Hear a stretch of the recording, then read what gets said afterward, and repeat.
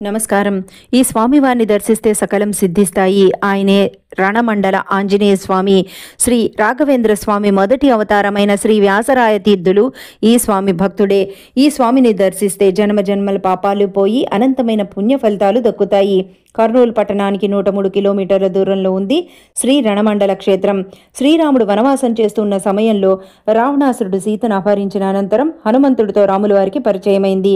శ్రీరాముడు, లక్ష్మణుడు, ఆంజనేయుడు కలిసి ఈ ప్రాంతంలో కొంతకాలం గడిపారు.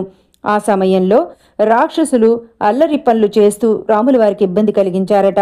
దీన్ని గమనించిన ఆంజనేయుడు వాళ్ళని సంహరించాడు. యుద్ధాన్ని రణమని కూడా అంటారు కాబట్టి ఈ క్షేత్రానికి రణమండల క్షేత్రం అని పేరు వచ్చింది. ఓ కొండపైన ఎటువంటి పైకప్పు లేకుండా ఎండకి ఎండుతూ వానకి తడుస్తూ స్వామివారి ఇక్కడ పూజలు అందుకుంటున్నారు. ఈ స్వామివారిని పూజించి దర్శించడం వలన చేపట్టిన కార్యక్రమాలన్నీ సిద్ధిస్తాయి. ఈ స్వామిని దర్శించి తరించండి. జై వీరాంజనేయ.